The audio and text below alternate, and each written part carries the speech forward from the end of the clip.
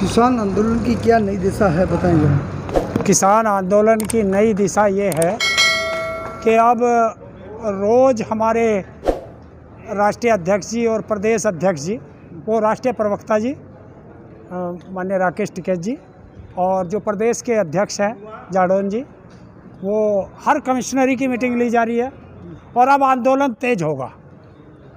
हर गांव से 11 आदमियों को बुलाया जा रहा है, तो अब ये आंदोलन फिर बड़ा होगा।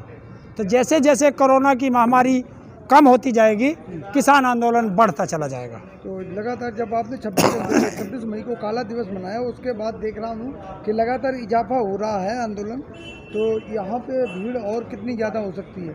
अब भीड़ का सरकार देखेगी, हमें नहीं पता। जो देश का किसान दुखी है वो क्या करेगा? आंदोलन, तो आंदोलन में तो आना है भैया। तो पहले भी आप पे आरोप लग चुका कि किसान ज़्यादा भीड़ करेंगे, महामारी फैलेगी, तो फिर वही काम फिर शुरू कर रहे हो। अच्छा, किसान से महामारी फैलती है? तो अगर किसान से महामारी फैलती है तो उत्तर प्रदेश का मुख्यमंत्री बताए कि किस किसान आंदोलन में गया वो जो उसको कोरोना हुआ। उत्तर प्रदेश के या भारत के बीजेपी के जो बड़े बड़े नेता हैं, उनको जो कोरोना हुआ वो बताए भारत के किस आंदोलन में गए हैं किसानों के, उनको कोरोना कैसे हुआ। और पूरे बॉर्डरों पे किसान हैं, बताइए किसी एक किसान को कोरोना हुआ? ये सब किसानों को बदनाम करने का सरकार का एक षड्यंत्र है कि किसानों को कैसे बदनाम किया जाए, किसान आंदोलन कैसे तोड़ा जाए। लेकिन ये जितना किसान को बदनाम करेंगे, भारत का किसान उतना ही इकट्ठा होता जाएगा। कई नए नए संगठन किसान आंदोलन को लगातार समर्थन दे रहे हैं, उनके बारे में क्या कहेंगे? देखिए, पूरे अब ये किसानों का आंदोलन नहीं है, पूरे भारत का जन आंदोलन है। क्योंकि रोटी भारत का हर इंसान खाता है और अगर रोटी खाएगा तो उसको बचाना भारत के हर नागरिक का फर्ज है। जिस तरीके से इस कोरोना काल में भारत का नागरिक ऑक्सीजन के लिए तड़फा है और 200 रुपये का सिलेंडर 50,000 रुपये तक का खरीदा गया है।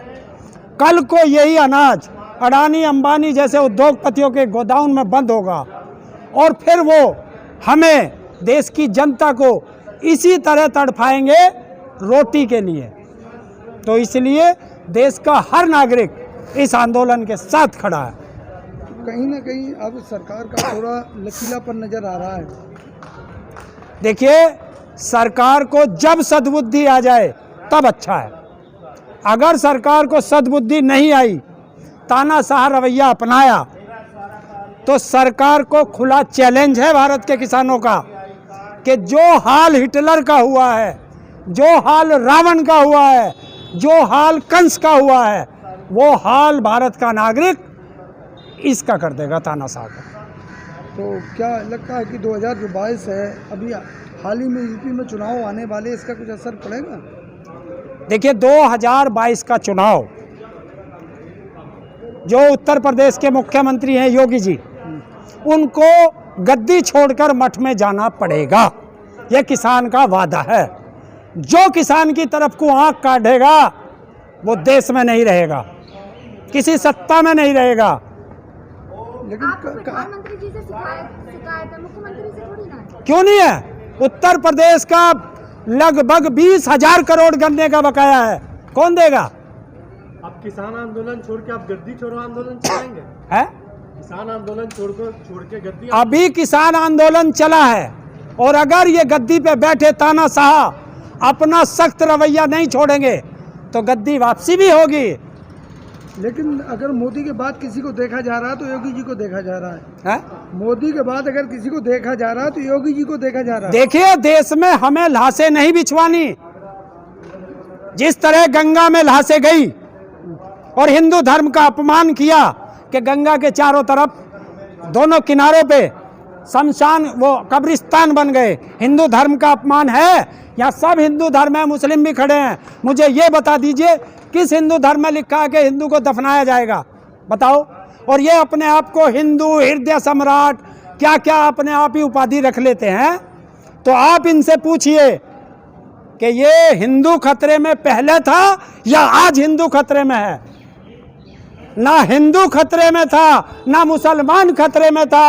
अरे मेरे हिंदुस्तान के दोस्तों, ये बीजेपी की गद्दी खतरे में है, इसको ध्यान रखना। ये नेताओं की गद्दी खतरे में है।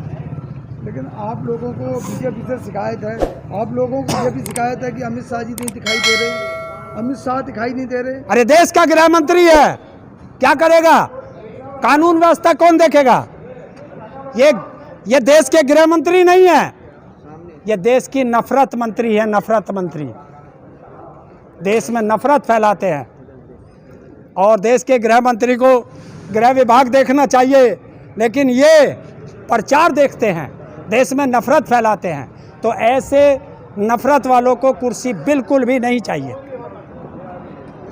प्रधानमंत्री जी लगातार किसानों के लिए प्रयास कर रहे हैं, और 2 दिन पहले मन की बात में बोल रहे थे कि किसानों का जो गन्ना का रेट था पहले से बढ़िया दिया है। 4 साल में 1 रुपया अगर गन्ने के रेट पे बढ़ाओ तो बताए।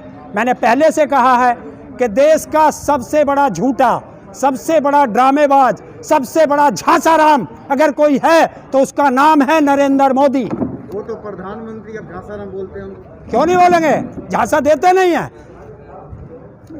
इस देश को किस चीज में झांसा नहीं दिया?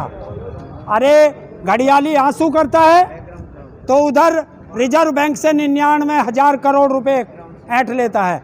जब से प्रधानमंत्री बना है इतना अहंकारी है, और जिस देश का राजा अपने उसके लिए शौक के लिए पैदा होता है उस देश का नाश होता है। और इसने सबसे पहले बैठते के साथ जिन गाड़ियों में पुराने प्रधानमंत्री चलते थे वे गाड़ी बदल दी। उसके बाद हवाई जहाज में जिसमें प्रधानमंत्री चलते थे, देश का राष्ट्रपति चलता था, बोला इसमें नहीं बैठूंगा। अपने लिए 8,500 करोड़ के 2 नए हाथी खड़े कर लिए लेके। उसके बाद बोला प्रधानमंत्री के घर में नहीं रहूंगा, नया घर बनाऊंगा। प्रधानमंत्री संसद में नहीं जाएगा, नई संसद बनाऊंगा। तो ये क्या कर रहा है? अब प्राइवेट जेट होता है वो प्रधानमंत्री के लिए होगा, आपके लिए नहीं होगा ना। मैंने अपने लिए नहीं कहा, पहले प्रधानमंत्री यहाँ जेट विमान में नहीं चलते थे।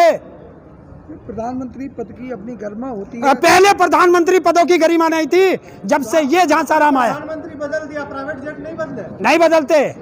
देश को पहले प्राइवेट जेट की जरूरत नहीं है, देश को शिक्षा की जरूरत है, देश को स्कूलों की जरूरत है, देश को अस्पतालों की जरूरत है, देश को रोटी की जरूरत है। अरे सारे देश का किसान सड़कों पे पड़ा है, और वो अपने आप को कहता है मैं फकीर हूँ। ऐसा फकीर जो 8,500 के हवाई जहाज में चलता हो, 10 करोड़ की कार में चलता हो, और 22,000 करोड़ का अपना महल बना रहा हो, वो फकीर होगा देश का?